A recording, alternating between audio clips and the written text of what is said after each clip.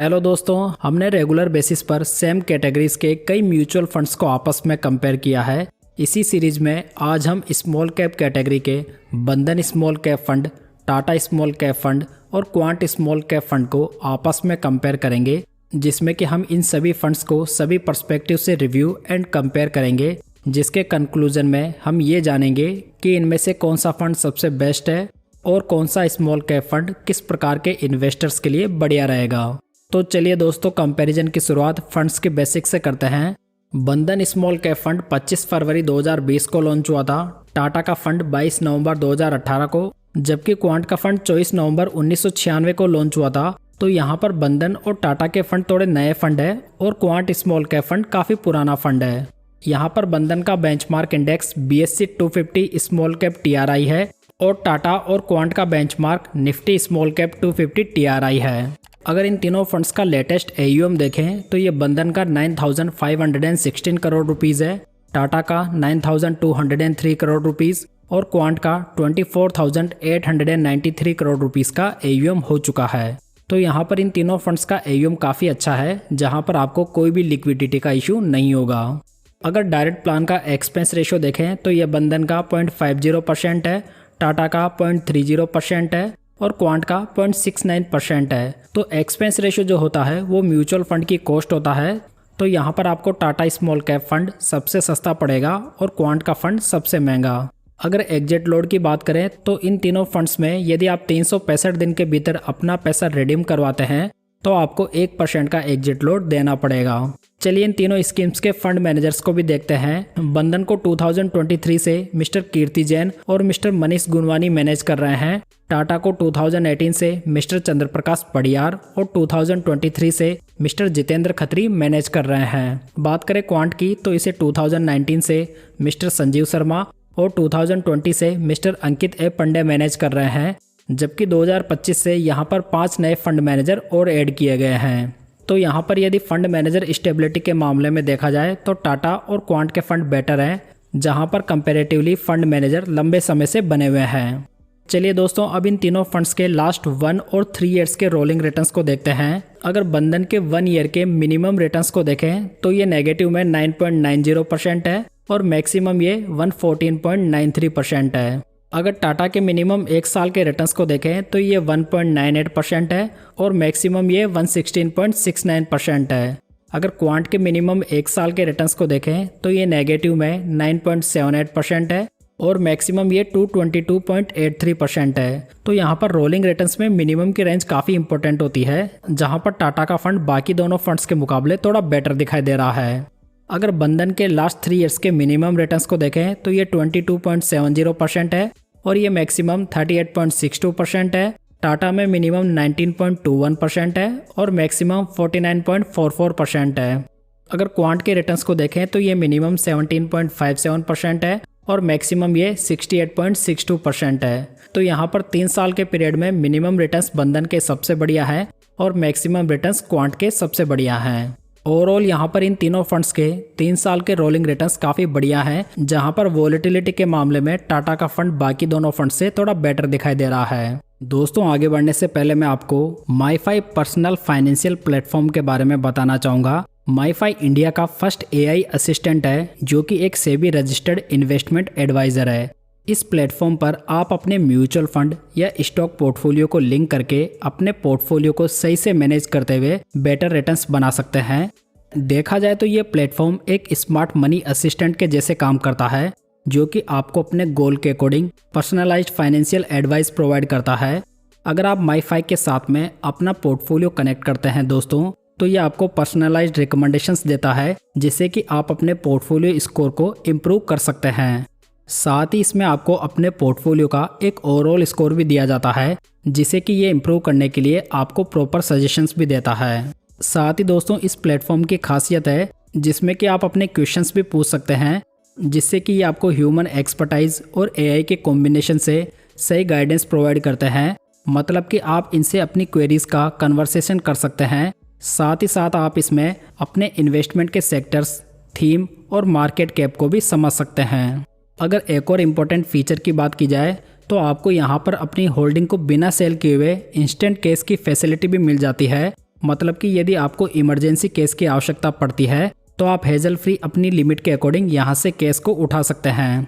दोस्तों, आप माईफाई पर फ्री में अपना पोर्टफोलियो कनेक्ट कर सकते हैं।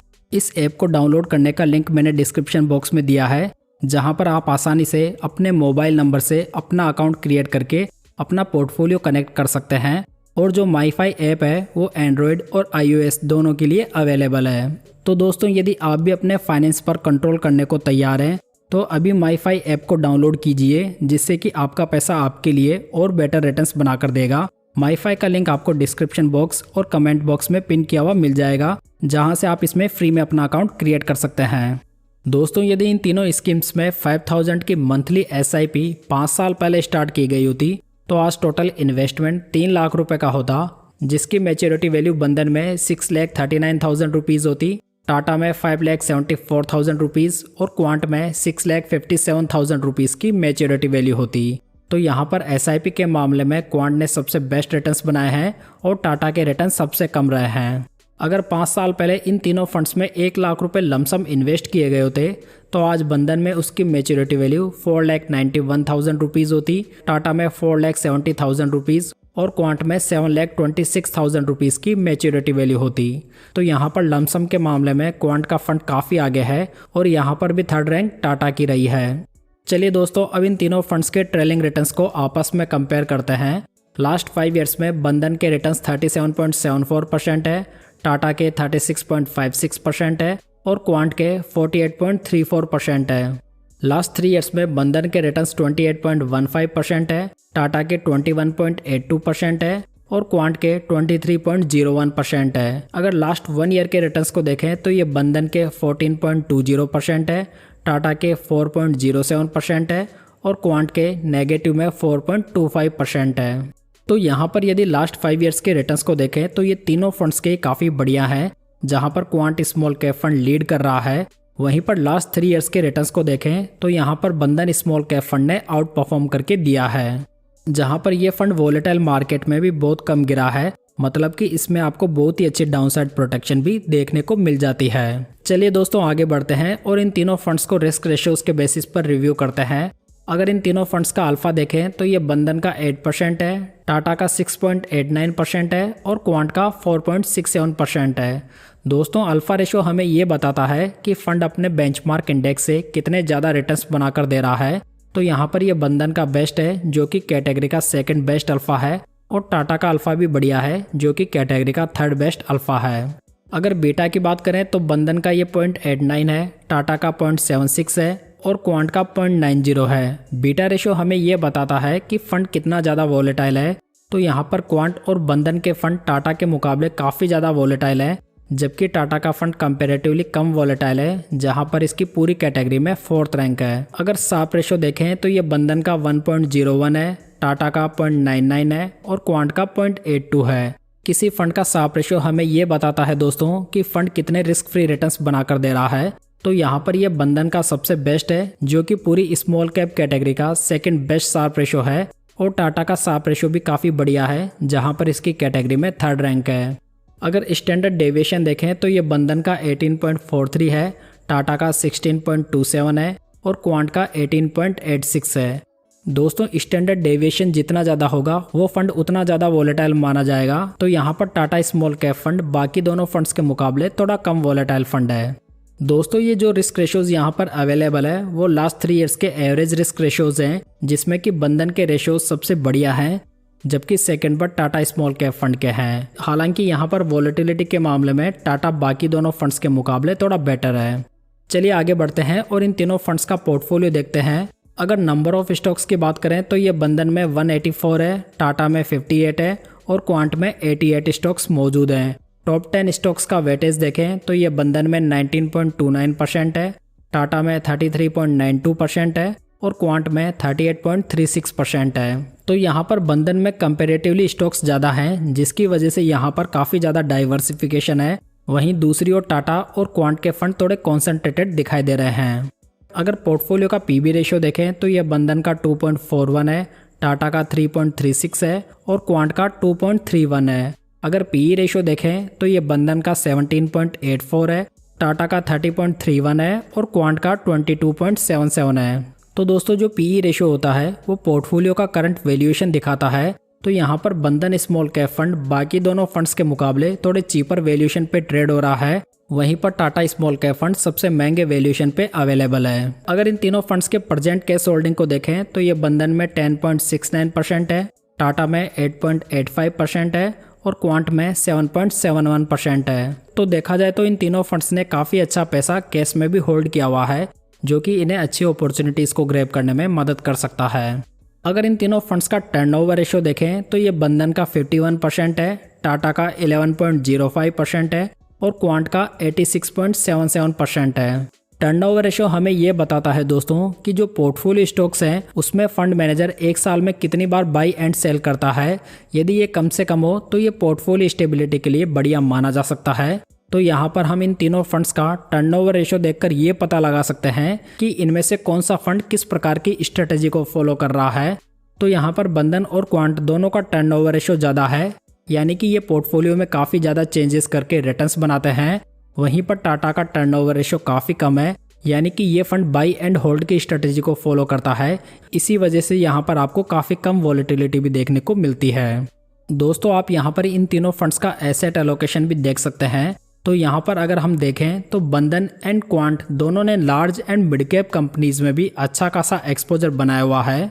और देखा जाए तो ऐसी स्ट्रेटेजी ऐसे वॉलेटाइल मार्केट में ठीक भी मानी जा सकती है, जो कि रिस्क को मैनेज करने का एक अच्छा तरीका होता है।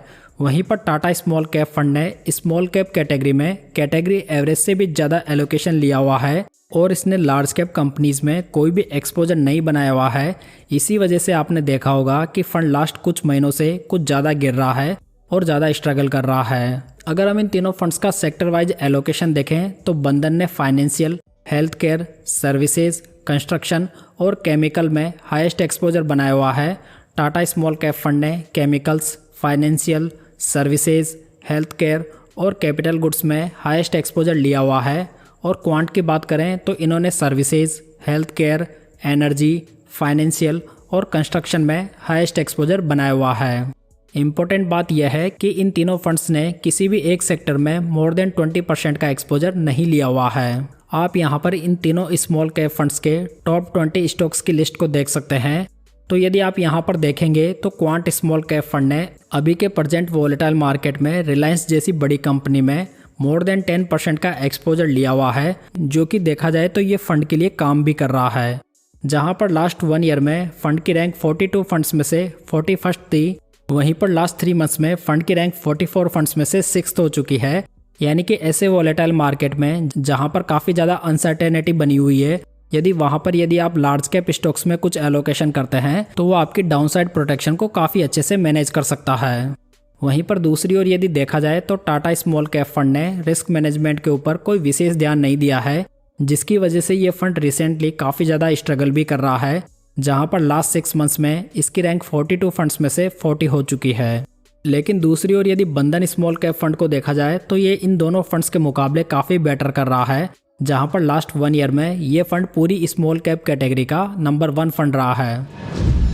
यहाँ पर किए गए एनालिसिस के बेसिस पर देखा जाए तो बंधन स्मॉल कैप फंड बाकी दोनों फंड से बेटर दिखाई दे रहा है, जिसमें कि काफ़ी अच्छा अल्फा भी जनरेट हो रहा है, बेटर रिस्क फ्री रिटर्न्स मिल रहे हैं। जबकि दूसरी ओर क्वांट बीच में काफ़ी ज़्यादा स्ट्रगल कर रहा था, लेकिन अभी के समय स्कीम में फंड मैनेजर्स में काफ़ी ज़्यादा चेंजेस किए गए हैं और कुछ पोर्टफोलियो में भी बदलाव किए गए हैं, जिसमें कि अब ये साफ साफ दिखाई दे रहा है कि ये फंड अब ग्रोथ स्टाइल ऑफ इन्वेस्टिंग की बजाय थोड़ी सेफ स्ट्रेटेजी को फॉलो कर रहा है। वहीं पर अभी टाटा स्मॉल कैप फंड थोड़ा स्ट्रगल कर रहा है, हालांकि ये स्ट्रगल का टाइम बहुत ज़्यादा नहीं है, जो कि किसी भी फंड के साथ में हो सकता है।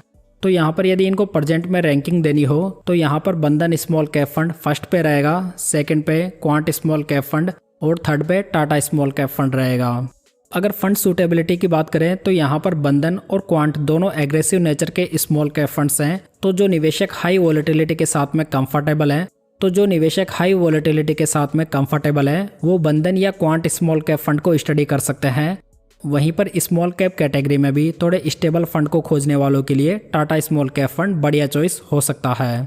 तो दोस्तों ये थी आज की जानकारी। उम्मीद करता हूँ कि ये आपको पसंद आई होगी। वीडियो अच्छा लगा हो तो इसे लाइक, कमेंट और शेयर जरूर कीजिएगा। साथ ही इस चैनल को सब्सक्राइब जरूर कर लीजिएगा। तो चलिए दोस्तों फिर मिलते हैं किसी नई जानकारी के साथ।